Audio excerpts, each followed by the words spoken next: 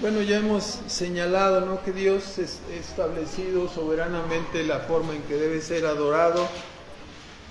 Hemos estudiado que los tres usos que la Biblia enseña acerca de la palabra eclesía o asamblea es para referirse a una iglesia local, como ya hemos estudiado, para referirse a veces en una forma genérica a cualquier iglesia, ¿no?, mencionando en el uso genérico. Recordarán ustedes que se habla de todas las iglesias en general, ¿no? Por ejemplo, cuando dice, así como usa la palabra maridos, ¿no?, amad a vuestras mujeres, se refiere a todos los maridos, está usando la palabra maridos en sentido genérico, ¿verdad? También la palabra iglesia, cuando dice dilo a la iglesia, por ejemplo, hablando de la disciplina, se refiere a todas las iglesias locales que ejercitan o ejecutan la disciplina.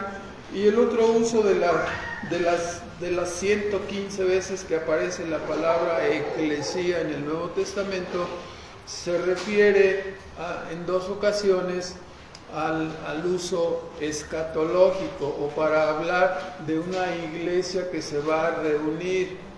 Por ejemplo, cuando Pablo dice que la iglesia de Cristo se reunirá, ¿no?, gloriosa en los cielos, en Efesios 5:25 al 27, está hablando de esta iglesia que aún no sesiona, que aún no se reúne, pero que en el día de la venida del Señor nos reuniremos en el cielo, todos los creyentes de todas las épocas. Esa reunión todavía no se realiza, pero está en formación esta iglesia que se reunirá en el cielo, no será local en el cielo. Ahora, hemos visto que cada vez que Dios establece una institución para adorar, sea el tabernáculo, sea el templo, o sea la iglesia local, en las tres ocasiones, cuando se terminó de construir el tabernáculo, cuando se terminó de construir el templo y cuando se reunió la primera iglesia, recibió la bendición de ser lleno de la presencia de Dios. El tabernáculo fue lleno de la gloria de Dios, el templo fue lleno de la gloria de Dios, y la iglesia en Pentecostés fue llena del Espíritu Santo. Dios se mostró, se postró, se vino a su iglesia, y de esa manera autorizó la institución de adoración nueva, ¿verdad?, que es la iglesia. Entonces, estamos en ese tema. Concluimos la semana anterior que en ninguna parte en la Biblia aparece la autorización de una iglesia, de la adoración de una iglesia universal e invisible, ¿verdad? No hay ninguna autorización, ninguna mención de que sea autorizada esta forma de adoración, porque no existe, ¿no?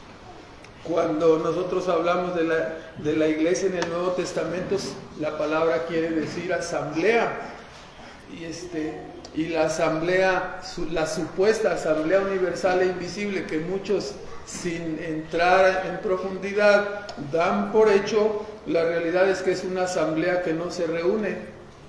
Una asamblea que no se reúne, pues no es ninguna asamblea, ¿verdad? Esa asamblea universal e invisible no se reúne en ningún lado, en ninguna hora, nadie es pastor allí, no hay tesoreros ahí, no hay recolección de ofrenda en esa iglesia universal, en esa supuesta iglesia universal e invisible, porque no hay ninguna asamblea universal e invisible, al menos no desde la enseñanza del Nuevo Testamento.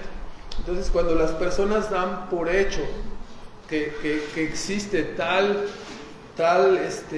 iglesia universal e invisible, están dando por hecho una fantasía, ¿verdad? Porque no hay. Si nosotros queremos hablar del reino de Dios de manera que es invisible, entonces si queremos hablar de un poder o una soberanía que es ejercida y desde el cielo es ejercida hacia la tierra, hablaríamos del reino de Dios, no de una iglesia universal e invisible, ¿verdad? Es el reino de Dios el que actúa, es el poder que actúa sosteniendo el mundo, sosteniendo la iglesia, sosteniendo la vida, es así en general. Ahora, la asamblea verdadera, como vimos, está constituida, Romanos 2, por piedras vivas, dijo el apóstol Pedro, y está constituida por personas que han sido regeneradas y traídas por el poder del Espíritu Santo a través de la regeneración, traídas a reunirse en una asamblea para adoración. O sea, ya no es en el modelo de una sociedad sacralista como lo era Israel en el Antiguo Testamento. La iglesia, la asamblea establecida por Cristo, establece que los componentes o las partes de esta asamblea han de ser piedras vivas, esto es, personas regeneradas, Romanos 2:28. Porque no es judío en sentido espiritual, el que lo es en manifiesto, ni la circuncisión es la que es en manifiesto en la carne, mas es judío, o sea, espiritualmente hablando, es un hijo de Dios, el que lo es en lo interior. Recuerden que hablábamos que esto fue un choque para los israelitas, ¿no? Porque ellos estaban acostumbrados a ser una sociedad sacralista, el pueblo de Dios, y ahí estaban revueltos de chile, de dulce y de manteca, como decíamos, ¿no? Había de todos, estaban revueltos creyentes y no creyentes, pero eran el pueblo de Dios en una forma genérica, y así era el asunto. La iglesia ya no es igual, la iglesia no es una sociedad sacralista, la iglesia es una institución nueva, donde los componentes ya no hay de chile, de dulce y de manteca, hay puros de manteca, así los gorditos estamos ahí, ¿no? Todos somos de un mismo punto. ¿Cuál es el denominador común? Ser personas regeneradas. Es judío el que lo es en lo interior, y la circuncisión es la del corazón, en espíritu, no en letra. La alabanza del cual no es de los hombres, sino de Dios. Estos versículos deberían bastar, ¿no?, para que las personas entendieran que uno no puede ser creyente o uno no puede ser parte de una iglesia por su pura determinación o decisión personal. Porque dice que es de quién. ¿De quién es esa potestad para hacer que una persona pase del mundo, de la muerte espiritual a la vida espiritual? ¿De quién es potestativo eso? ¿De la decisión humana? No. No es de la carne, ni de la sangre, ni de voluntad de varón, como lo era en una sociedad sacralista. Ahora depende de qué, depende del nuevo nacimiento, depende de que Dios te dé vida, de que Dios circuncide tu corazón. Bueno, estamos en ese punto. Así pues, la persona que es nacida de nuevo por el gran instrumento que es el Espíritu Santo, que usa la palabra para dar la vida, entonces la persona es capacitada para venir y ser bautizada. Es la responsabilidad de la iglesia admitir y dimitir estos miembros. O sea, la iglesia admite a una persona a la cual reconoce que el Espíritu de Dios le ha dado vida. O sea, ¿cómo lo reconoce? Pues si ustedes pueden reconocer a una persona que estaba muerta en delitos y pecados y que luego por la intervención de la palabra es traída hacia Cristo, perdonada, reconciliada, y empieza a adorar y a obedecer a Dios, su vida es transformada, ¿verdad? ¿Qué sospechamos? Algo le pasó a esta persona, ¿no? ¿Qué le pasó? Fue regenerada, ¿verdad? Fue salvada por la gracia y comienza a conducirse como una persona que está consciente de Dios, que está consciente de Cristo, que está consciente de la verdad, que quiere vivir para la gloria de Dios. Es otra persona diferente al que estaba muerto en delitos y pecados, ¿no? Mientras ese evento no se realice, la persona no puede ser incluida en la membresía de una iglesia, porque entonces sería como meter levadura y leudar a la iglesia, echarla a perder, ¿no? Si usted tiene una manzana bonita ahí, agarra un gusano y se lo mete a la manzana, ¿qué le va? ¿Va a echar a perder la manzana? ¿Se va a podrir toda la manzana? Pues por eso es importante distinguir estas cosas. Ahora, dice la Escritura, cuando Cuando Dios autorizó la iglesia, la primera iglesia, vino el Espíritu Santo y llenó esta iglesia, ¿no? Y en Hechos 2, el acontecimiento que ocurrió ahí. Ahora, desde ese acontecimiento donde la iglesia recibió el Espíritu Santo, la iglesia no lo ha perdido. La iglesia lo tiene. Tiene la verdad, tiene el Espíritu Santo para ser guiada a través de la palabra. Y cada creyente, dice el apóstol Pablo, Efesios 1, versículos 13 y 14, cada creyente, dice que nosotros esperábamos también en oyendo la palabra de verdad, el evangelio de nuestra salvación, en el cual también desde que creísteis, dice, fuisteis sellados con el Espíritu Santo de la promesa. ¿Sí? El cual es la garantía, ¿no? Las arras de nuestra herencia, es la garantía de que somos hijos, el hecho de que somos sellados. Note que ya no dice bautizados, porque el bautismo fue recibido ahí en Pentecostés y la iglesia ya tiene el Espíritu Santo. Cada creyente es sellado. ¿Ese sello cómo se efectúa? ¿Quién trae ese sello? Los diáconos de la iglesia, el pastor de la iglesia. ¿Quién trae el sello para sellar con el Espíritu Santo a sus hijos? Dios. ¿Sí? ¿Y cómo lo sella? Les cambia el corazón, les da una nueva naturaleza, les regenera. Eso es lo que implica. El Espíritu Santo viene a nosotros y es como consecuencia de esa presencia del Espíritu de Dios en nosotros que la vida de una persona es transformada y cambiada, ¿no? Cuando eso sucede, entonces la persona da evidencias de haber sido salvado y lo normal es que la persona quiera obedecer y quiera bautizarse y pertenecer a la embajada celestial donde se reúnen todos los que hemos sido salvados, ¿no? Cada iglesia local. Bueno, entonces esa es la garantía. Muchas personas, no, hay que bautizarlo para que sea, para sellarlo. O sea, el bautismo en agua no te sella. ¿Qué es lo que te sella? Te sella el Espíritu Santo de Dios con la salvación, con la regeneración. De esa manera es que los creyentes somos sellados y tenemos la garantía de nuestra herencia. Esa garantía la podemos experimentar nosotros al ser salvos y claro, es evidente a los demás porque la salvación no se puede ocultar, ¿verdad? ¿Sí? Es como si ustedes ven un árbol de naranja y en el tiempo de naranjas el arbolito oculta sus naranjas, ¿se puede? No, ¿verdad? Salen los frutos, es un árbol de naranja, va a dar naranjas. Si la persona ha sido regenerada y renovada, va a dar los frutos de una persona regenerada. ¿Sí? Y ya sabemos cuál es ese fruto. ¿Cuál es el fruto del Espíritu? Amor, gozo, paz, paciencia, benignidad, bondad, fe, mansedumbre, templanza. Contra tales cosas dice, no hay ley. Este es el fruto de una persona que ha sido renovada. Entonces, todas estas cosas no se van a dar así en una forma al 100%. Sabemos que somos perfeccionados en parte y toda nuestra vida aquí es un proceso de santificación hasta que seamos glorificados y enteramente preparados para dar ese fruto completo. Ahora, entonces, junto con la verdad que estamos escuchando de cómo es una iglesia y cómo se forma una iglesia con personas renacidas, siempre habrá paralelamente herejías, ¿no? Siempre habrá conceptos erróneos que el enemigo trata de introducir dentro del seno de una iglesia.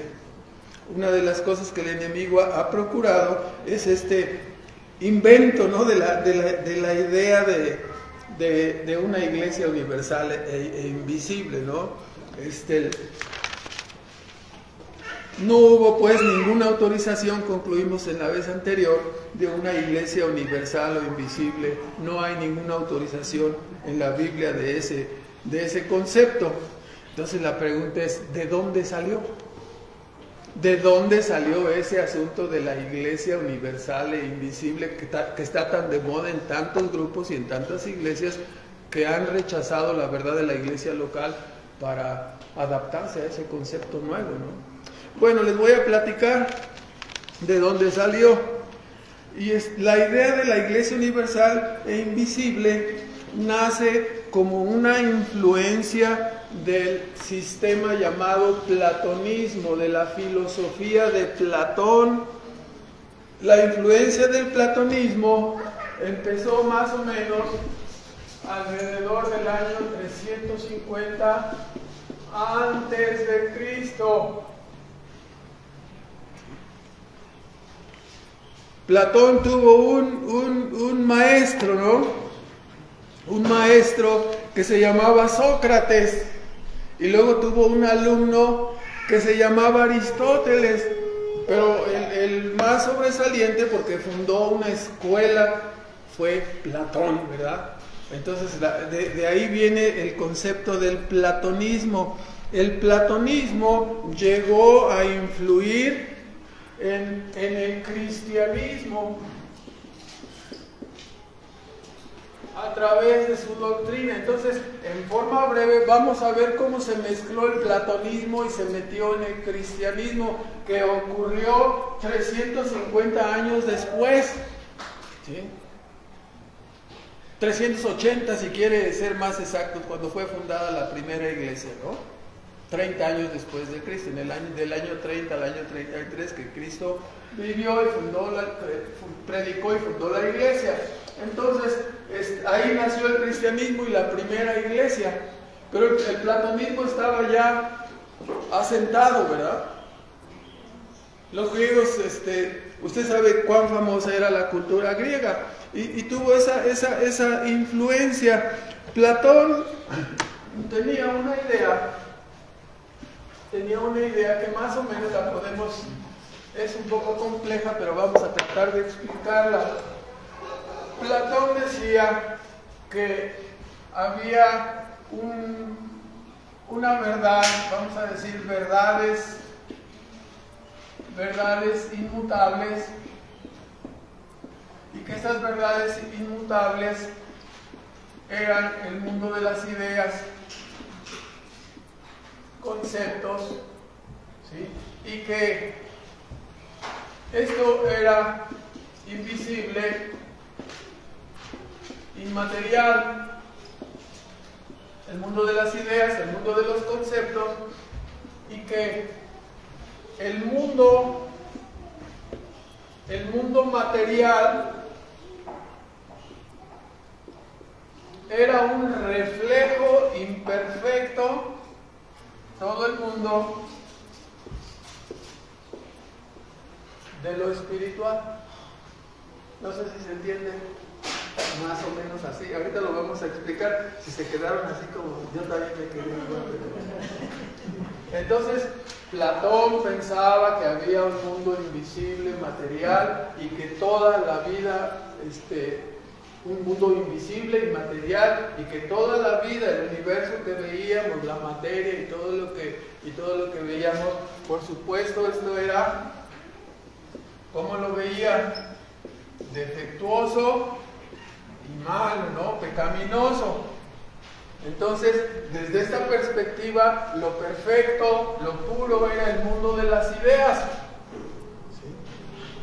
Pero entonces, el asunto es que nosotros vivimos aquí abajo, ¿no? Desde la perspectiva, nosotros vivimos aquí abajo. Y para poder llegar y entrar en esta idea de una perfección, tendríamos que hacerlo a través de la razón y a través del conocimiento.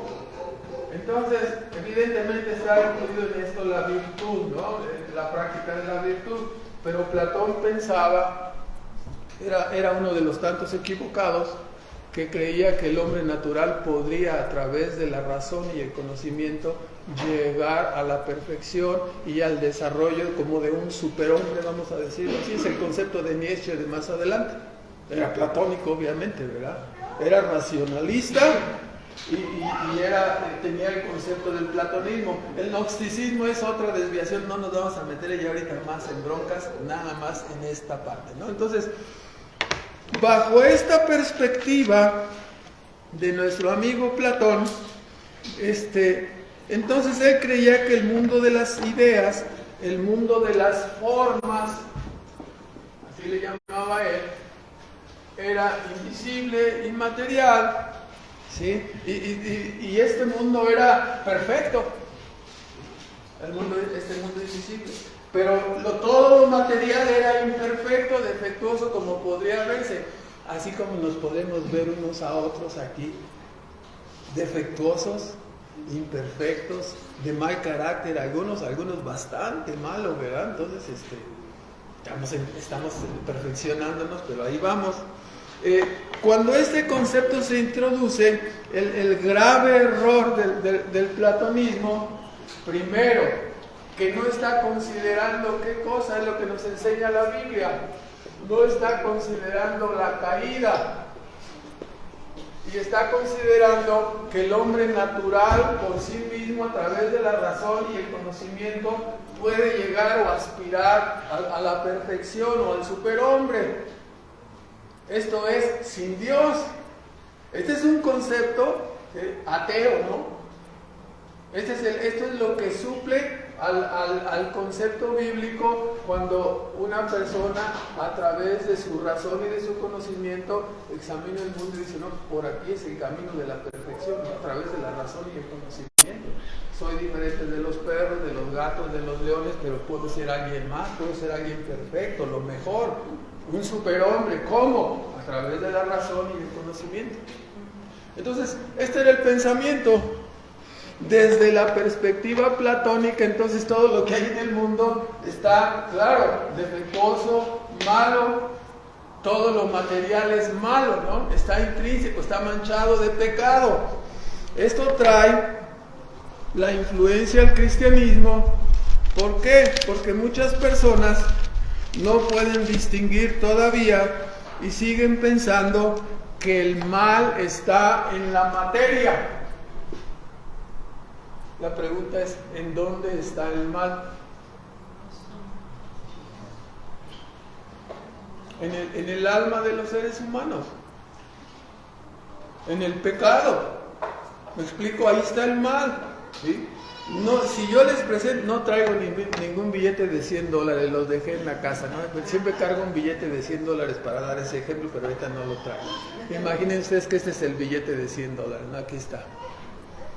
Y si yo se los pongo así, al revés y al derecho y todo lo demás, ¿es bueno o malo ese billete? Pudiera ser de 50 pesos. ¿Es bueno o malo? Hermanos, la materia no tiene una connotación moral. La materia va a ser usada para bien o va a ser usada para mal. El billete de $100 puede ser usado para comprar droga y morirse, o puede ser usado para hacer una buena obra y glorificar a Dios con ello.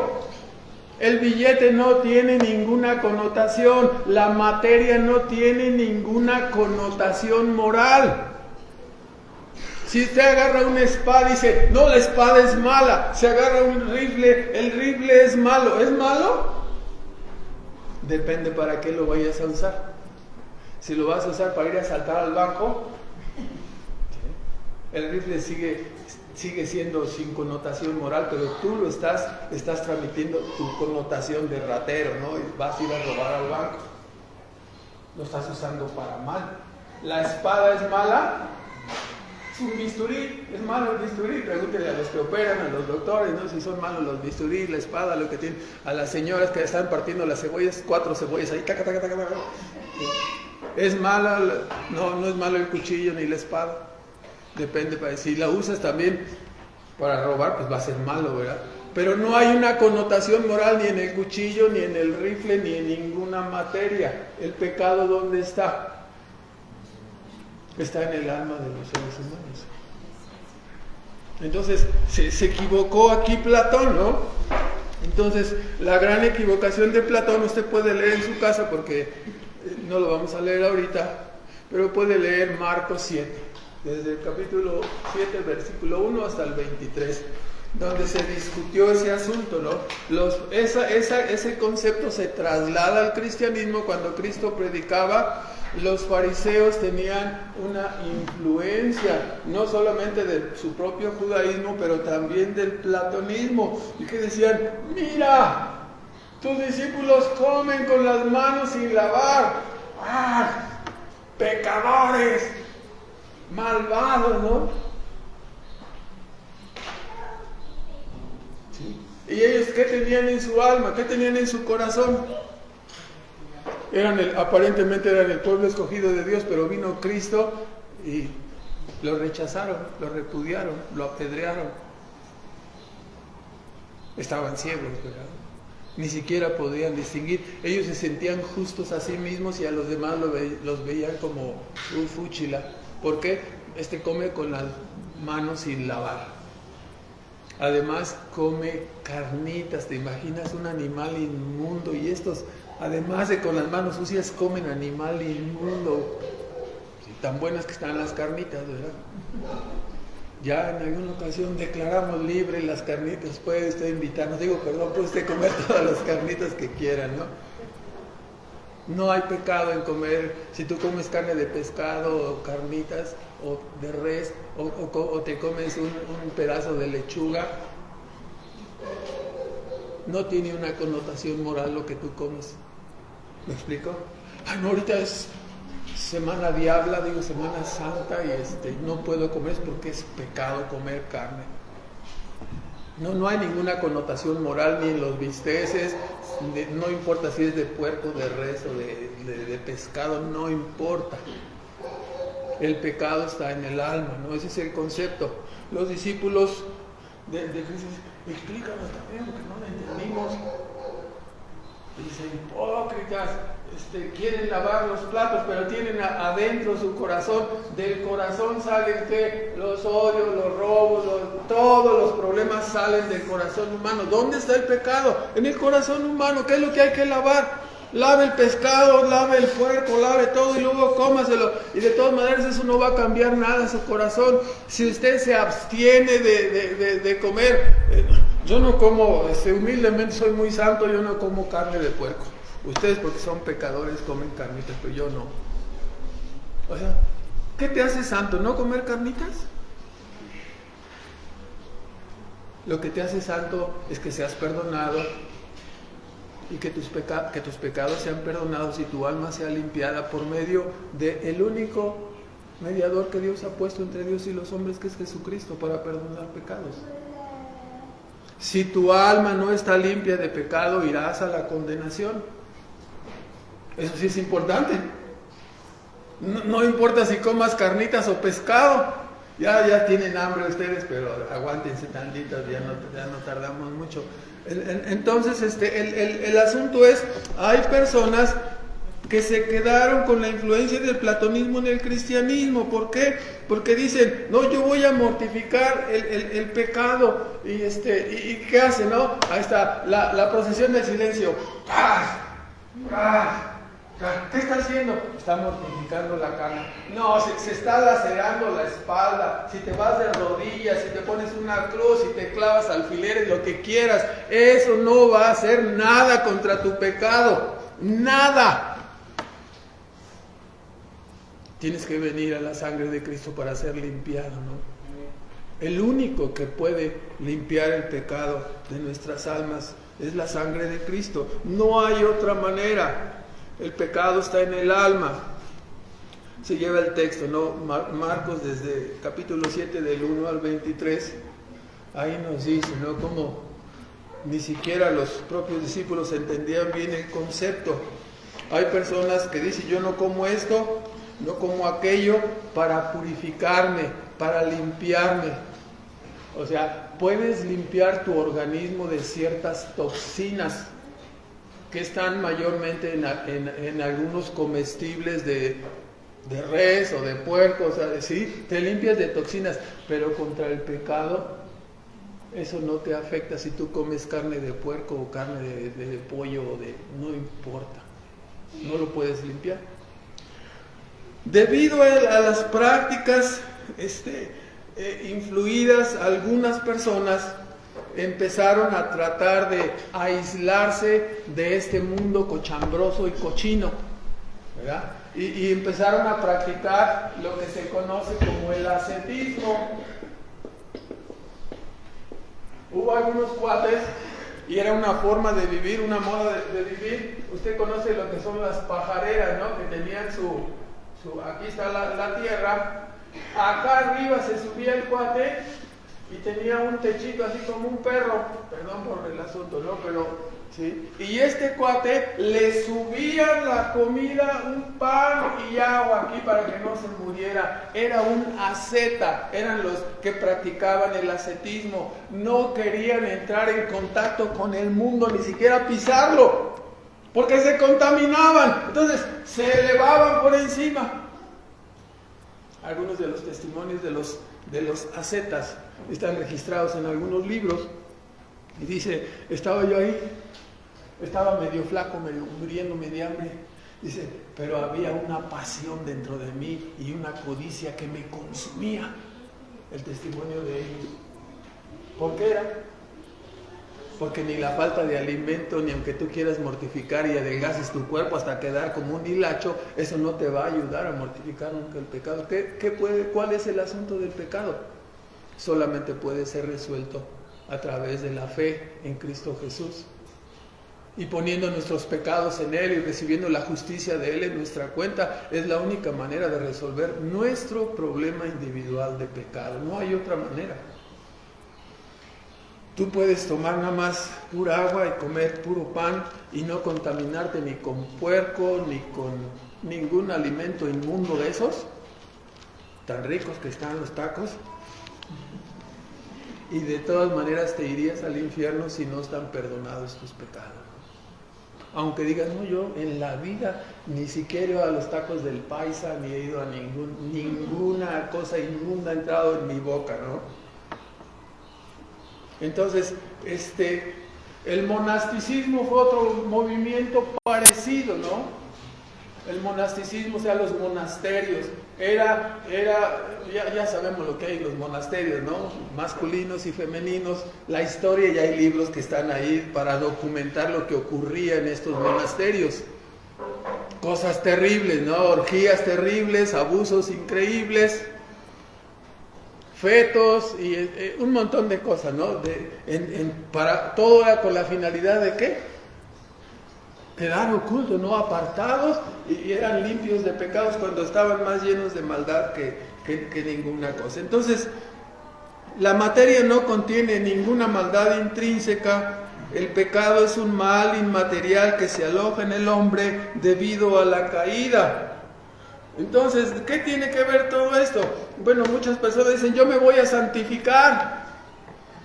¿Y en qué consiste su santificación? Así como estilo católico aquí en México, ¿no?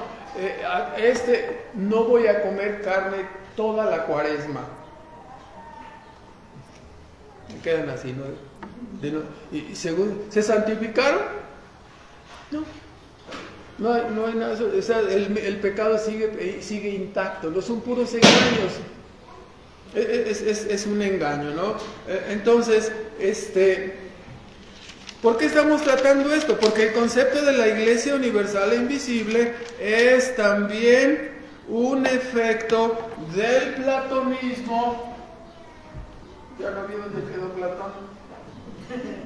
Se perdió Platón, sí, se perdió.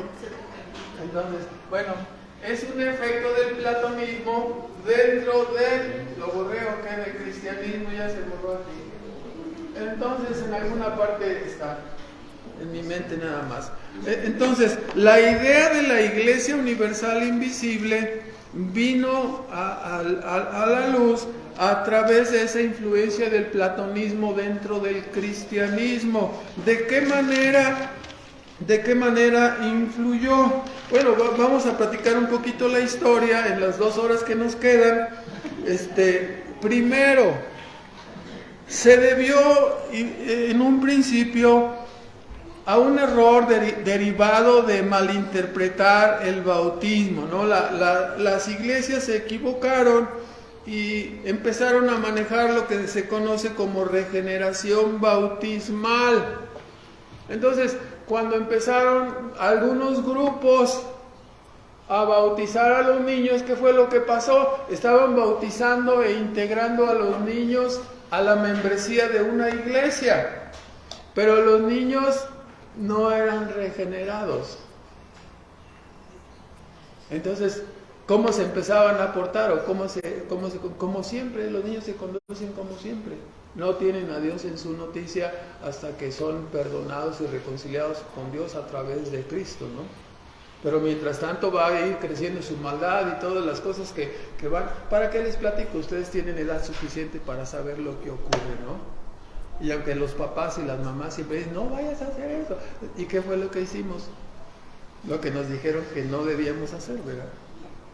Entonces, ¿para qué platicamos más de eso? Entonces, así, imagínense, los niños, como parte de la iglesia,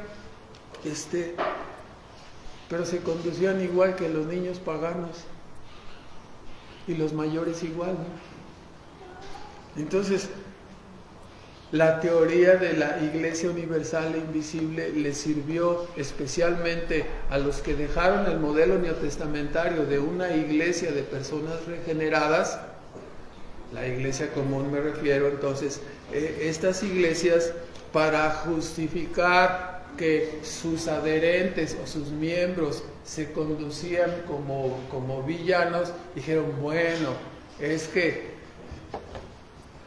Platón nos sirvió, ¿no? ¿Para qué? Bueno, lo que tú ves aquí como iglesia local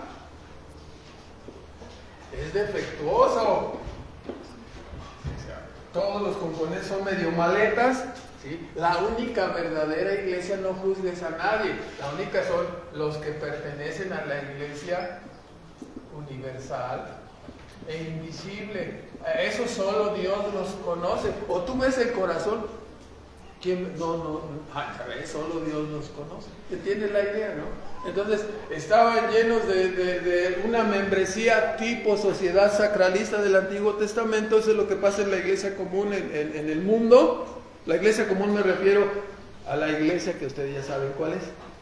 No quiero decir católica porque nadie se vaya a ofender, pero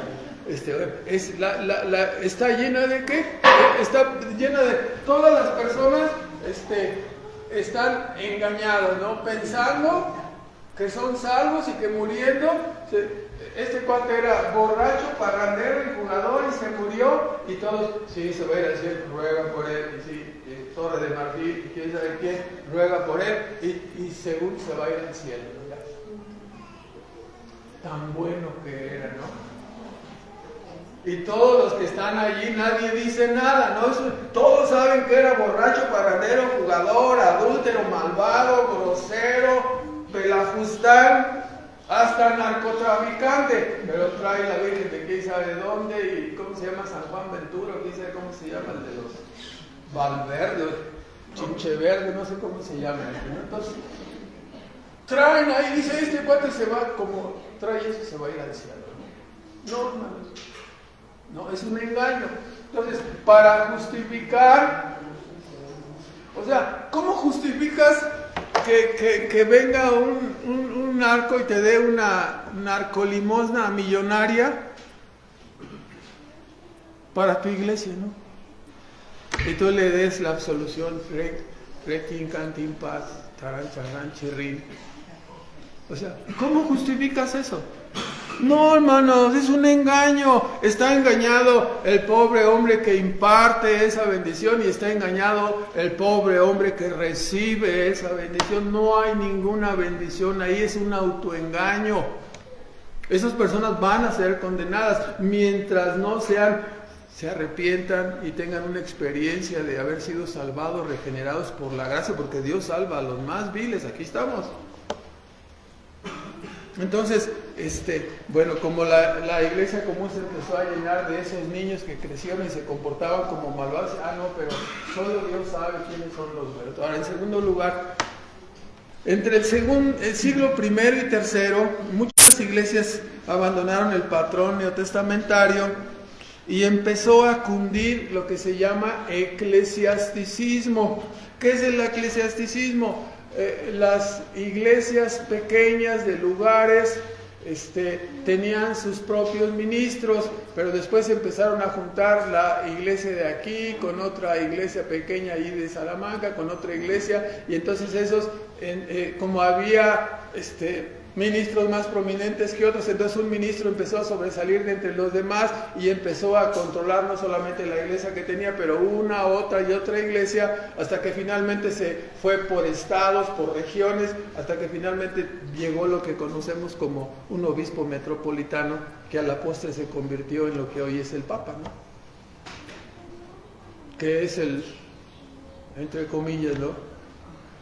Es el representante, dice. Entonces, el asunto es que las iglesias se hicieron nacionales, regionales, abarcando el imperio. Entonces, en el imperio había un líder político, el emperador, y había un líder religioso, el ministro ahí, obispo, cardenal, o después ya el papado, ¿no? Entonces, estas dos entes, religiosa y política, se unían. Cuando tú estabas en este imperio, me refiero por ejemplo a Constantino, que fue el primero en el año 312 después de Cristo, cuando tú nacías en el imperio, nacías ya cristiano, no te bautizaban y ya entrabas, eras además de romano y perteneciente, ciudadano romano, también eras ciudadano del reino de los cielos. O sea, te bautizaban luego y te ingresaban. No podía haber ningún motivo de división, de salida. Estabas dentro del núcleo completo, ¿no? De un imperio completo. Constantino fue el primer emperador que dictó, que hizo salvos personas por decreto, ¿no? Por decreto todos son cristianos aquí en el imperio. Y así salvó a todos. ¿Los salvó? No, hermanos, estaban engañados. Puros engañados. Ahora, entonces, así las iglesias se hicieron entonces estatales, nacionales, regionales, y vinieron los líderes globales, ¿no? Obispo principal o papado, como se conoce ahora. En tercer lugar, como la iglesia empezó a manejar un sacerdotalismo incipiente, o sea, pequeño al principio, el sacerdotalismo quiere decir que la iglesia común se adjudicó la administración de la salvación y a través de los sacramentos ellos otorgaban aparentemente la salvación, ¿no? Y de esta manera introdujeron dentro del cuerpo, es decir, el sacerdote, por su poder plenipotenciario que recibió según su propia autoridad o que le imprimió otro hombre igual a él, un arzobispo, lo que sea, podía declarar salvo. Ya saben todas las cosas que hay ahí, ¿no? Ya se estaba muriendo el Señor, era un villano y llegó el sacerdote y le echó las santas olas y se acabó el asunto, ¿no? Ya esa persona ya está en el cielo, ¿no? O sea, cosas así empezaron a suceder, por supuesto. Y cuando no era, la persona no se moría, el asunto es que ya fue hecha salva por el sacerdote y la persona era trigo, cizaña. Entonces ya tenías dentro de la iglesia global o local o como fuera, el trigo ya no era trigo, ¿era qué? Era cizaña, pero ya estaba dentro junto con el trigo, ¿no? En cuarto lugar, ¿no? Llegando al tiempo de Constantino, unió la iglesia con el Estado y, como decía, fue el primer emperador que manejó la religión en forma política e hizo cristianos por decreto. Y a partir de Constantino se utiliza la palabra, antes se usaba, por ejemplo, las iglesias tenían una lista de libros que usaban, ¿no? Tanto el Antiguo Testamento como los libros recopilados en las iglesias primeras, y eso se llamaba como el canon católico, para referirse a los libros autorizados que la mayor parte de las iglesias tenían, o las cartas se circulaban así, no tenían copiadora, hermanos, las copias se realizaban había amanuenses, ¿no? Escribas. Entonces tenían los rollos, los volvían a copiar, e iglesias tenían el Antiguo Testamento griego y tenían sus rollos del Nuevo Testamento, que era lo que usaban. A ese núcleo de libros se le llamaba canon católico. Pero la Iglesia Católica y Constantino empezaron a usar ese término católico para hablar de la Iglesia. Y se introduce ahí el término de Iglesia Católica o Iglesia Universal, ¿verdad? Que ahí viene el concepto del cual estamos hablando, ¿no? Cuando se introduce ese concepto, viene a manifestarse esta Iglesia Católica Universal e invisible. Cuando los reformadores en el siglo XII, XIII, XIV, XV, XVI, hubo muchas salidas, abandonaron el catolicismo y abrazaron la doctrina de la salvación por gracia. Lamentablemente no se quitaron de encima el asunto del concepto del platonismo metido, y esas iglesias siguieron conservando su influencia sacralista y el hecho de que estaban revueltos de chile de dulce y de manteca, porque ellos fueron los que prosiguieron, los reformadores, con sus iglesias donde se bautizan. Me refiero a anglicanos, me refiero a los presbiterianos, donde siguieron bautizando niños y los ingresaban a la membresía, los declaraban salvos a través del bautismo, aunque después ellos declararan lo contrario, ¿no?, con su vida perversa. Pero por lo pronto entraban a la Iglesia Universal e invisible, ¿verdad? Entonces ese concepto permaneció en estas iglesias, y prácticamente hoy en día las iglesias reformadas que sostienen las famosas solas, ¿no? Solo gracia, solo fide y solo escritura, ¿no? En el latín, la salvación es solamente por gracia, no por las obras, solamente a través de la fe, y solamente la Biblia, la escritura es la palabra. Ahora ya le aumentaron a otras dos, ¿no? Que todas estas solas son conceptos bíblicos, ¿no? Eso nada más que se oye más impresionante, ¿no? Sola fe, y más si lo dices en latín, dices, hasta latín sabe, ¿no? Entonces, solo gracia, solo fe, solo escritura, solo Cristo y solo sacado, ¿no? Solo Deo gloria, solo a Dios la gloria, ¿no? Según ellos, las 5 solas, dicen, no, nuestras iglesias son únicas porque solamente nosotros tenemos las 5 solas, esas son las solas. Eso está en la Biblia, no es de ellos, no es de la Reforma, es de la Escritura. Las iglesias verdaderas siempre han tenido esas 5 solas, cuando todavía no nacía ni Lutero, ni Calvino, ni ninguno de ellos, ¿no? Esas solas están en la Escritura, están en la Biblia. Ahora, ellos, a pesar de estos grupos, no me refiero a los grupos reformados, continúan bautizando infantes y continúan introduciendo en su membresía personas no regeneradas. Van en contra, o sea, los niños no son creyentes. Es una experiencia de salvación. Algunos pudieran tener, algunos jóvenes, quizás niños, pero hay que esperar. Nosotros nos ha tocado la experiencia de bautizar jóvenes que son muy fervientes al principio, cuando supuestamente se convirtieron, y luego a los 15 o 16 años o 18 se vuelven locos, y entonces ya los tienes que expulsar de la iglesia. Porque resulta que hicieron lo que no debían hacer y que viven como no debían vivir. ¿Y dónde quedó su experiencia de salvación? Hay que esperarnos, hermanos. Nuestros hijos van a poder dar evidencias verdaderas de salvación. Ahorita nuestros hijos vienen a la reunión porque los traemos. A veces los tenemos que traer con mecate, lazados y casi arrastrados, ¿no? Porque algunos no quieren venir. Empiezan a manifestar su rebeldía. Cuando un hijo es mayor de edad, es autónomo, es independiente, y ya no viene a la reunión de la iglesia porque lo traen o porque lo obligan, sino porque tiene el llamado de Dios, entonces vamos a encontrarnos. Ya no lo obliga ni el papá ni la mamá, sino que solito empieza a obedecer. Entonces ya entendemos. Porque de repente nuestros hijos se van y dicen, no, yo creo que sí, pero si era creyente, ¿y qué le pasó? Pues resulta que se separó de papá y mamá y se volvió locochón. ¿Sí? Se volvió del club de ya saben quién, de Ricky, ahí. No de Ricky Ricón, casi, nada más que el otro está un poquito antes, ¿no? Con su vida loca, de Ricky Martin, ¿no? Entonces ya saben ustedes, ¿no? A ver si no me cobran por andar usando los nombres que no deben, ¿no?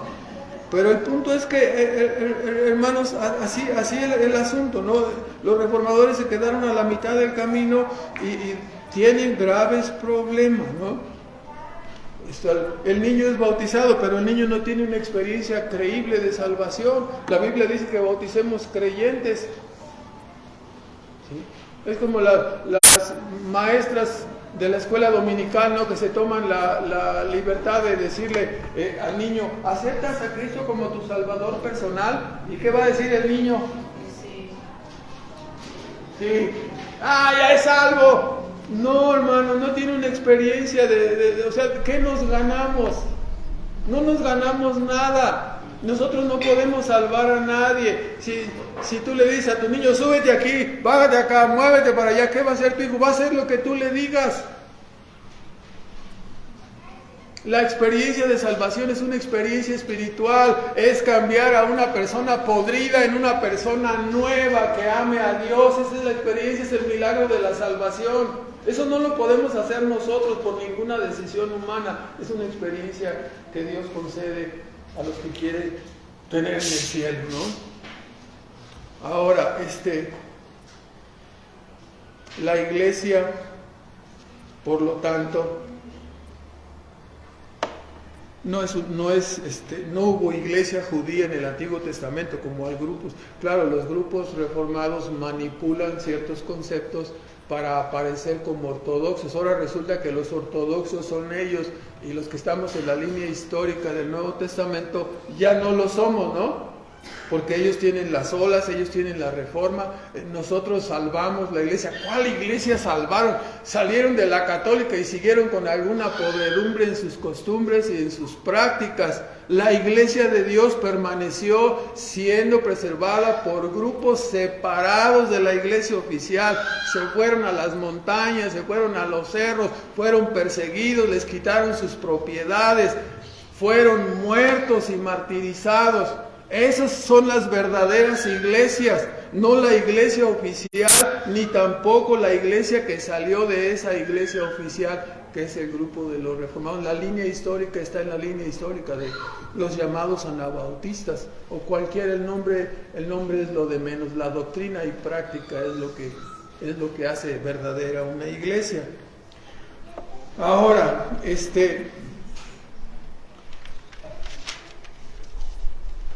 entonces, vamos a fijarnos que esta iglesia, ¿no? Esta ya supuesta iglesia universal e invisible nació como una influencia del platonismo. Cuando los grupos de la Reforma, como Calvino, dije: no, qué grande es el héroe Calvino, ¿sí? ¿Y qué fundó Calvino en Ginebra? Una sociedad sacralista. No fundó iglesias, Calvino no fundó iglesias, Calvino fundó una sociedad sacralista en Ginebra, corrió a todos los que no estaban de acuerdo. O sea, ¿no estás de acuerdo conmigo? Para afuera. Igual que se robaron los terrenos, todos los que querían permanecer, todos los que no bautizaban a sus hijos, para afuera. Y perdieron su dinero, sus terrenos, y tuvieron que irse a empezar de nuevo a las montañas.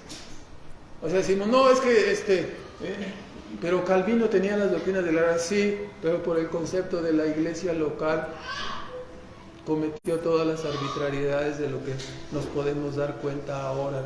Están escritas, hermanos, las cosas. No voy a hablar más del testimonio de otras personas, pero, o sea, Lutero defendió el concepto de la justificación por la fe, pero de acuerdo a sus biógrafos, su vida estaba muy distante de lo que es el modelo neotestamentario, ¿no?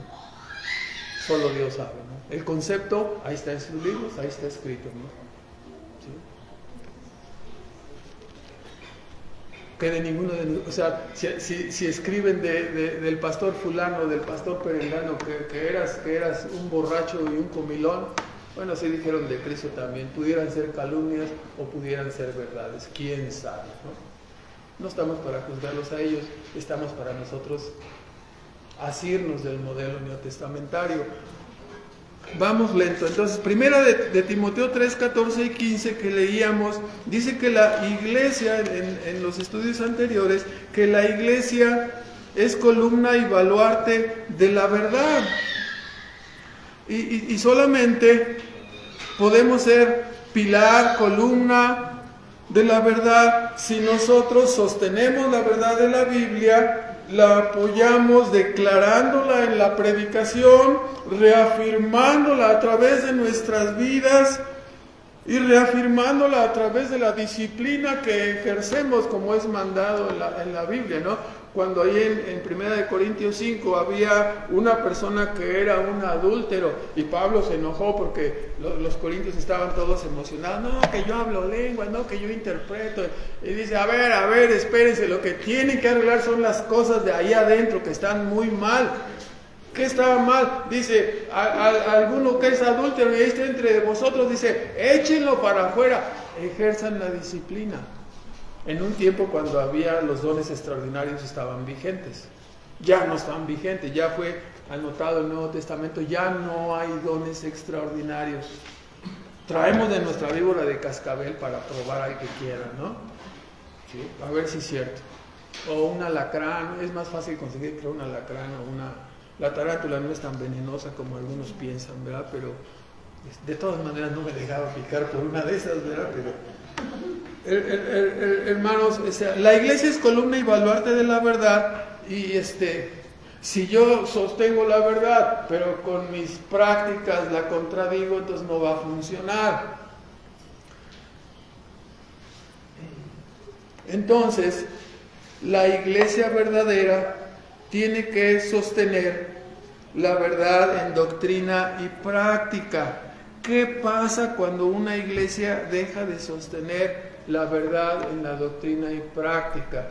Hemos hecho todo este rollo, quiero mencionarles 2 textos más y vamos a encaminarnos a la introducción. Segunda de Timoteo, 1.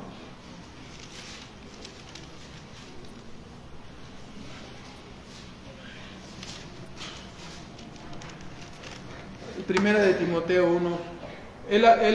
Timoteo era ayudante del apóstol Pablo. Como muchos sabemos, algunos de nosotros siempre hemos tenido maestros, ¿no?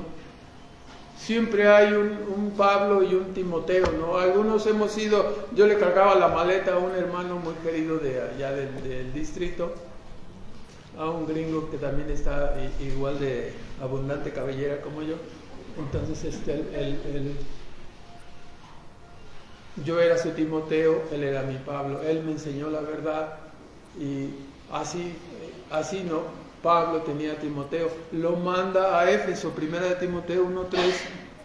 Cuando las iglesias se salen del modelo, la iglesia de Éfeso dice, como te rogué a Timoteo, ¿verdad? Que te quedases en Éfeso cuando partí para Macedonia, para que requirieses a algunos que no enseñen diversa doctrina. O sea, había unos que se estaban saliendo de la enseñanza doctrinal, entonces, cuidado, ¿no? ¿Por qué había que tener cuidado? Segunda de Timoteo 1:13. Algunos han pasado por alto este versículo donde el apóstol Pablo le escribe a Timoteo. ¿Sí? Timoteo era un predicador joven y el miedo era que es que estoy muy joven y aquí hay muchos ya mayores y todo y me van a contradecir. No, dice, ninguno tenga en poco tu juventud. Dice 2 de Timoteo 1:13, retén la forma de las sanas palabras que de mí oíste. Esta palabra, la forma, es el modelo, el patrón. Hay un patrón para una iglesia neotestamentaria. No es como a cada quien se le ocurre. Hay un modelo. Habíamos platicado tantas veces la iglesia de los compadres, ¿no? Dos compadres que se encuentran una Biblia tirada, entonces la empiezan a leer y uno se convierte y el otro también. Y dice, oye compadre, pues, ¿qué hacemos? Pues vamos a fundar una iglesia, pero yo te bautizo a ti, tú me bautizas a mí. Esa es la iglesia de los compadres y comienza una iglesia. ¿Quién les va a enseñar el modelo? Compadre, yo siento que debíamos hacerle por acá. No, compadre, yo creo que debemos ir por este lado, ¿no? Y así es la iglesia de los compadres. Una iglesia no puede nacer así, ni en el tiempo apostólico, ni en nuestro tiempo tampoco. No, es que a mí nadie me enseñó, yo solito encontré la Biblia y yo la he seguido como yo creo que es conveniente. O sea, ¿qué dice? Retén la forma, retén el modelo, retén el patrón, es la palabra. De las sanas palabras que de mí oíste en fe, amor, que es en Cristo Jesús. O sea, hay un modelo y hay un patrón neotestamentario, y cada iglesia debería preocuparse por ceñirse a ese patrón, a ese modelo. Cuando la iglesia se sale de ese modelo, el peligro es el siguiente, Apocalipsis 1. O sea, ¿por qué hemos hecho todo este rollo y por qué estamos haciendo aquí el coraje del año hablando de este tema? ¿Por qué? Porque la Escritura nos dice, ¿no? Cuando aquí nos habla en primer lugar en Apocalipsis 1, en el versículo 20, nos dice, ¿no? Que lo tiene ahí, el misterio de las 7 estrellas que has visto en mi diestra y los 7 candeleros de oro. Dice, las 7 estrellas son los ángeles de las 7 iglesias, los pastores, los mensajeros, según la interpretación, y los 7 candeleros que has visto son las iglesias. Lo que es curioso es que en el versículo 13 nos dice, en medio de los 7 candeleros, que son las iglesias, vi uno semejante al Hijo del Hombre, vestido de una ropa que llegaba hasta los pies y ceñido por los pechos con una cinta de oro. Y sabemos que esa persona, ¿quién es? Es Cristo. O sea, Cristo está en medio de la iglesia, está en medio del candelero. En medio de los candeleros. Cuando la iglesia se sale del patrón o del modelo, vea usted una ilustración. Capítulo 2. Escribe al ángel del 2.1. Escribe al ángel de la iglesia en Éfeso, el que tiene las 7 estrellas en su diestra, la cual anda en medio de los 7 candeleros de oro, dice estas cosas. Cristo le habla a la iglesia de Éfeso para decirle qué cosa. Para decirle, versículo 5, después de que yo sé tus obras, tu trabajo, bla, bla, bla, las cosas buenas que estaban haciendo, pero tengo contra ti 4, ¿sí? Que has dejado tu primer amor. O sea, la iglesia se volvió automática, formalista, quizás legalista, y ya no adoraban de corazón, ya no vibraba su corazón, ya no eran sacudidas sus mentes y sus almas cuando era predicada la palabra, se acostumbraron, se dormían ahí, y se dormían Siempre es muy malo cuando las personas se duermen en la predicación. Traigo aquí una pistola por si alguien se atreve a dormirse, lo vamos a despertar, ¿verdad? Pero es muy malo, ¿no? Es muy malo, es muy equivocado. ¿Qué pasa? Dice 2.5. Recuerda de dónde has caído y arrepiéntete y haz las primeras obras, pues si no, vendré presto a ti. ¿Y qué dice? Quitaré tu candelero de su lugar si no te hubieres arrepentido. Muchas personas piensan que el arrepentimiento de pecados es una experiencia que pasó hace X años que fui salvado.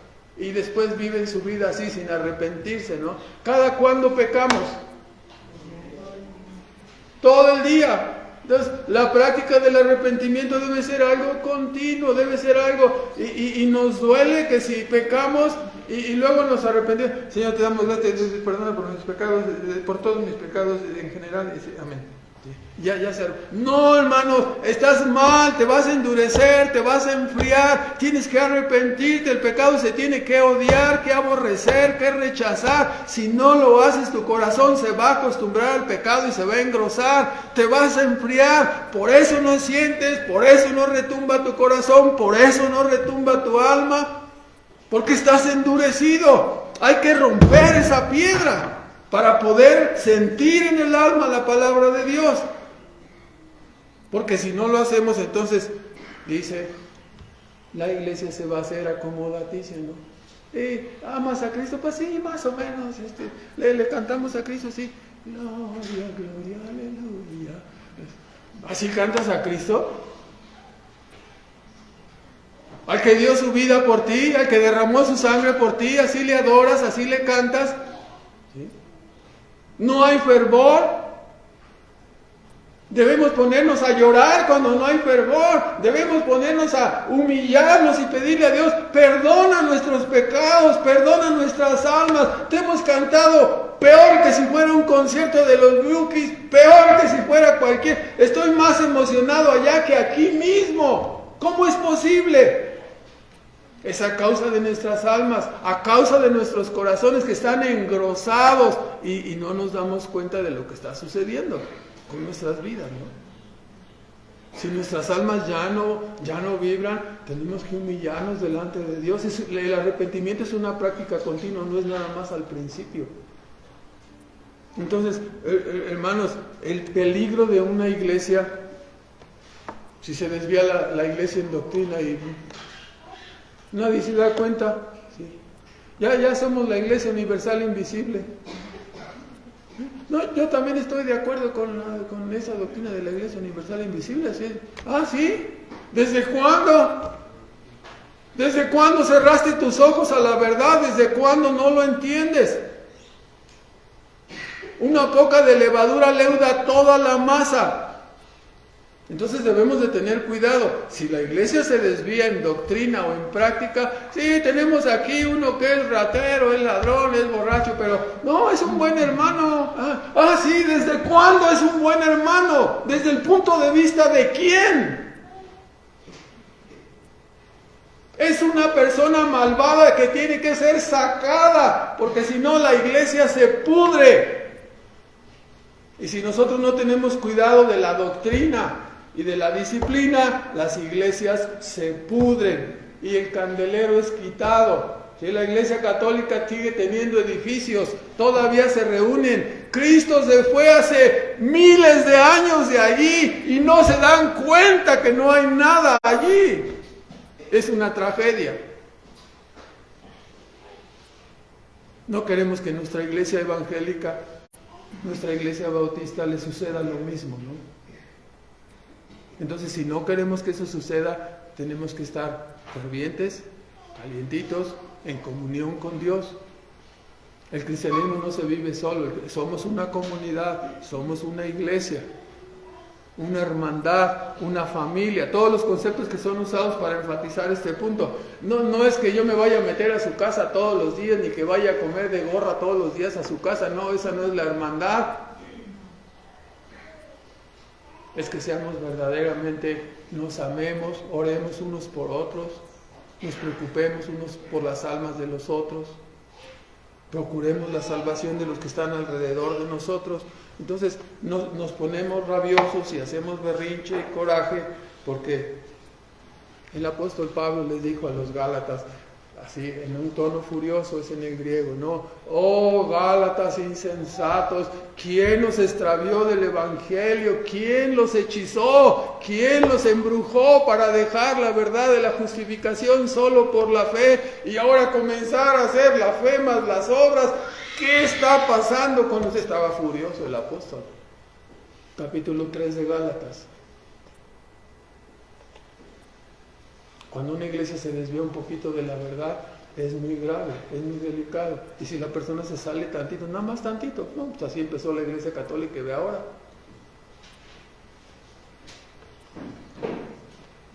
Digo en Primera de Corintios, vamos a terminar 11:22, les había reprendido porque iban a participar de lo sacrificado a los ídolos. Y después porque a la hora de celebrar la cena en Corinto, algunos no esperaban a otros y otros tomaban, dice, el vino en su casa y otros comían en su casa. Y dice 11:22 de Primera de Corintios, desde el 21, cada uno toma antes para comer su propia cena y el otro tiene hambre y el otro está embriagado. O sea, cada quien hacía su cena del Señor en su casa y luego ya cuando llegaban dice, pues ¿qué? Dice, ¿no tenéis casas en que comáis y bebáis? ¿O menospreciáis la iglesia de Dios? Es una pregunta. Al anticipar la cena, al participar ellos solos, al no compartir, había personas que tenían muchos medios y otras que no tenían y no compartían. Entonces llegaban y participaban de esa manera. Y el apóstol dice, ¿qué están haciendo? ¿Qué estaban haciendo? Estaban menospreciando la asamblea de la cual ellos eran miembros, ¿no? ¿Menospreciar la iglesia? Hermanos, no se puede menospreciar la iglesia de Dios, no debemos caer en ese punto, ¿no? Entonces, tristemente, muchos no toman en cuenta las verdades, ¿no? Cuando alguien dice, no, sí, es lo mismo, hermano, es lo mismo, iglesia universal o iglesia local, es lo mismo. No, no es lo mismo. Personas dieron su vida y derramaron su sangre por las doctrinas que nosotros estamos predicando ahora y que las tenemos ahí en la confesión de fe. A nosotros no nos ha costado derramar sangre, no nos ha tocado estar en el Coliseo, no nos ha tocado ser perseguidos por la iglesia oficial, al menos no directamente que conozcamos, ¿no? Pero ellos sí lo padecieron. Nosotros estamos viviendo en una época donde muchos dicen que ha sido de las peores, ¿no? Porque las iglesias están muy acomodadas al mundo, ¿no? Somos mundanos y cristianos al mismo tiempo, ¿no? Qué parodia. No podemos ser así. El candelero se apaga. Si la iglesia es mundana, Cristo se va de la iglesia, ¿verdad? Entonces, cuando hasta en lo posible nosotros debemos procurar ser fieles y obedientes a la doctrina que conocemos y permanecer en ella con devoción, con contentamiento, con esfuerzo, con servicio, no menospreciarla, ¿no? Los fariseos quedaron congelados. Según ellos eran el pueblo de Dios, pero vino el Mesías y no lo reconocieron, ¿no? Hoy hay mucha apostasía de grupos evangélicos, ¿no? Predican la creencia fácil, aceptan en la membresía personas que Cristo hubiera rechazado. Algunos dicen, no, en la iglesia católica todavía hay salvación, ¿no? ¿Aún sigue siendo sal y luz? ¿Usted qué considera, no? Está en tinieblas desde hace mucho tiempo, ¿no? Cristo no está con ellos. Y hay muchos grupos que se han vuelto fríos, vacíos, y solo queda religiosidad en sus vidas, ¿no? ¿Por qué? Porque no han tenido cuidado, dejaron de ser columna y baluarte de la verdad. Terminamos con 3 comentarios, quizás algunas de las razones para no dar importancia a la doctrina, no sea la doctrina de la iglesia, la doctrina de la santificación, todas las doctrinas son la verdad que Dios nos ha dado. Santifícalos en tu verdad, tu palabra es verdad. Si nos desviamos de la verdad, hay consecuencias. No puede, vea, este mundo se ha desviado de la verdad y las consecuencias: tenemos un mundo caído, destruido. Y las personas dicen, no, si yo vivo bien a gusto aquí en Irapuato, ¿sí? Es la ciudad que tiene más homicidios en el mundo, y tú vives a gusto. No quiero que se decidan cambiar de Irapuato, ¿no? Aquí estamos bien. Pero a lo que me refiero es, no nos damos cuenta de la realidad que está alrededor de nosotros, ¿no? ¿Sí? Es código rojo el Bajío, el estado de Guanajuato. Si algún norteamericano de los que quedaron después del secuestro de los 4 de allá en la frontera quiere venir, le van a decir, puedes ir a otras partes, pero allí no vayas. No sabemos si iban a comprar pastillas Halls o iban a comprar otras que creo que se llaman como de Danilo o algo así, ¿no? Pero no sabemos qué andaban comprando, ¿no? Si pastillas Halls o no sé, ya no me voy a meter en ese asunto. Chirrín. Algunas razones para que las personas no dan importancia a la doctrina, en este caso hablando de la iglesia. Por flojera espiritual es una razón, por flojera. Las personas se llegan a sentir seguras, dicen ya nadie me mueve, yo estoy aquí, ya encontré la verdad. Hemos platicado esta ilustración, cuando pasamos del mundo católico, que es el mundo de nuestro país, y dimos un paso hacia el mundo evangélico, ay, ya estoy en la verdad, pero estás un ratito ahí y luego te das cuenta, ¿no? Que en el mundo evangélico hay como 80 tipos que dicen, acá tenemos la verdad, no, somos nosotros, no, es este grupo. Y uno dice, ay, ¿cuál será? Yo pensé que ya había salido. Y hay algunos que tienen una postura, como vamos a ver, ecuménica, no, todos son iguales, o sea, con que tú creas en Cristo es suficiente. Aguas, es un engaño. O sea, por flojera espiritual no nos ponemos a estudiar, ¿sí? Nos contentamos con palabras y estudios y conocimientos de otros, pero personalmente no nos metemos a la verdad. Y si ese otro te está engañando, no te vas a dar cuenta, ¿no? No cuestionamos, no preguntamos, y en algunos grupos es así, ¿no?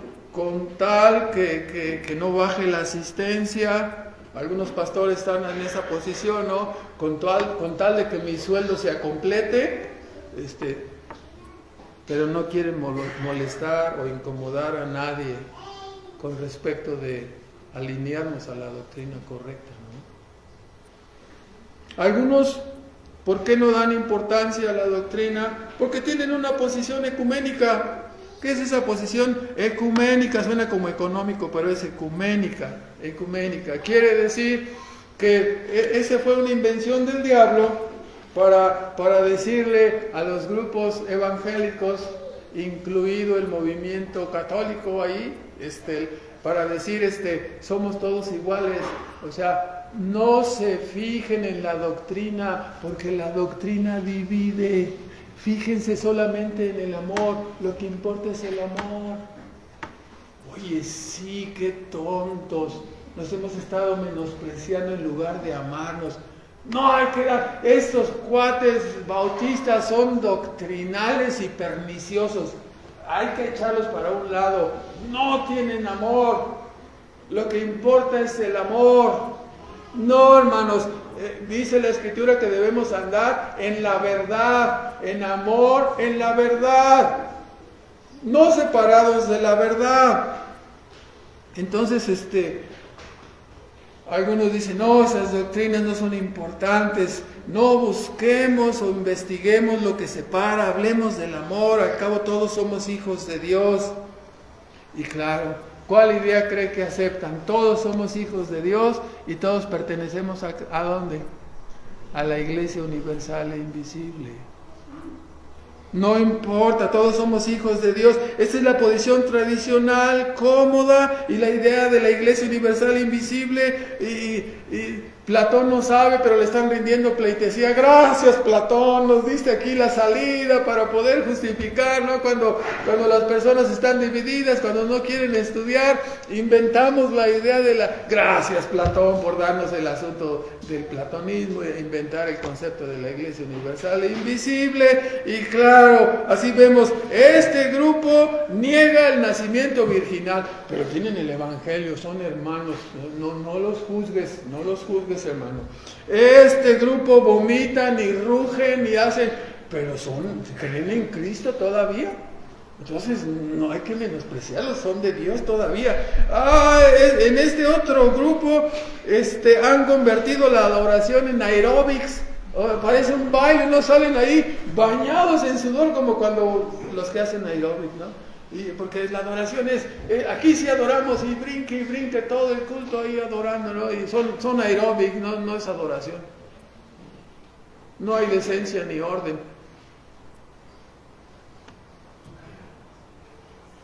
Hagan la adoración como aeróbics para que estén a gusto y de paso rebajan un poquito la panza que ya se les está empezando a notar. No, hermanos. Adoración en la verdad, en espíritu y en verdad. Entonces, claro que están mal. ¿Sí? Algunos, como estaba diciendo, ¿no? En tal grupo niegan el nacimiento virginal, pero son creyentes. En otro grupo vomitan y rugen, pero todavía siguen siendo hermanos. Otros convierten la adoración en aeróbic, pero tengo aquí una nota, ¿no? Allá en Guatemala dicen, pero no hay clavo. Así para decir, no hay problema, no hay clavo. Así como los guatemaltecos, no hay clavo, siguen siendo, todos somos hijos de Dios. Y claro, todos son parte de la iglesia. No, sí hay clavo, hermanos. Si nos desviamos de la doctrina, nos apartamos de la verdad. Ahora, finalmente, algunos no es por flojera espiritual, no es por tener una posición idealista, ecuménica. Ya ven cómo somos de románticos. No, el amor, lo importante, ¿no? El hermano cree que todos están mal en la doctrina y él no cree en el infierno porque eso va contra el amor de Dios. Dios es muy amoroso y él por eso no cree en el infierno. Qué buen hermano, cuánto amor tiene. Tiene más amor que Dios, que estableció el infierno para condenar a los impíos. ¿Lo vamos a recibir si niega la justicia de Dios? No. ¿Está mal? Entonces, algunos no solamente por flojera o por su posición ecuménica, algunos por ignorancia, ¿no? No, en mi iglesia no estudiamos porque las doctrinas dividen, hermano, puro amor. Otro engañado del diablo, ¿no? Santifícalos en tu verdad. Algunos por ignorancia, algunos no dicen nada, ¿no? de la Iglesia Universal Invisible. ¿Por qué? Por ignorancia. Nuestra herencia espiritual es una herencia empapada en sangre, ¿no? De mártires, de millones que han dado su vida y su sangre por la verdad del Evangelio. Los que no lo han leído les recomiendo que lean. Por ahí debe estar el libro de El rastro de la sangre, se llama, para que conozca la historia de la iglesia, para que no lo tomemos a la ligera. Entonces, pues hermanos, que el Señor nos ayude. Vamos a continuar hablando. Si hay un modelo bíblico, hay varias cosas que todavía están sueltas, las iremos viendo, pero a partir de la próxima semana, si Dios lo permite, hablaremos. ¿Se acuerda usted cuando estudiamos el tema de las marcas de una persona que ha pasado de muerte a vida? Son las marcas de la regeneración. Bueno, el tema de la iglesia en el Nuevo Testamento es igual. Hay marcas que indican cuando una iglesia es verdadera. Cuando menos podemos señalar 10 marcas. Si una iglesia no se sujeta a esas marcas, no es una iglesia conforme al modelo neotestamentario. Entonces, vamos a hablar de esas marcas y a tratar de explicarlas para que sepamos dónde estamos parados, ¿no? Entonces, oramos, hermanos, gracias por su paciencia. Nuestro Padre Celestial, agradecemos en esta tarde por tu palabra, Señor. Te amamos y te bendecimos porque nos hablas con la verdad, con tu escritura, y te pedimos que nos ayudes, Padre, que podamos con la ayuda de tu Espíritu Santo humillarnos y suplicar y rogar para que tú restaures nuestras almas y nos vuelvas al primer amor, a tener una conciencia sensible, un corazón dispuesto para adorarte, una vida dispuesta a hacer lo que prometimos, a negarnos a nosotros mismos para ser hijos tuyos, para ser ciudadanos de tu reino, para ser instrumentos en tus manos, para que tu verdad sea proclamada y los hijos que tú has predestinado desde antes de la fundación del mundo para ser salvos alcancen esa salvación para la cual tú les estás llamando a través del Evangelio. Ayúdanos a ser ese portavoz, ayúdanos a ser ese instrumento para traer a tus hijos a la salvación, y ayúdanos, Señor, para que nuestra asamblea sea una asamblea llena, Señor, de tu Espíritu Santo, donde podamos alegrarnos con todas nuestras fuerzas, con todo nuestro corazón, y que nuestras almas encuentren contentamiento y reposo en el perdón, en la justificación que es en tu Hijo Jesucristo. Ayúdanos, Padre, y ten misericordia de aquellos que aún están fuera de tu camino, Señor. Toca sus corazones con la verdad y ayúdales a ver el error en que están, el estado de perdición en que se encuentran. Pedimos por nuestros niños, nuestros jóvenes, nuestros familiares mayores, Señor, que tengas misericordia de ellos, Señor. Rogamos que tú bendigas tu palabra y la prosperes para aquello que la has enviado. En Cristo Jesús. Amén.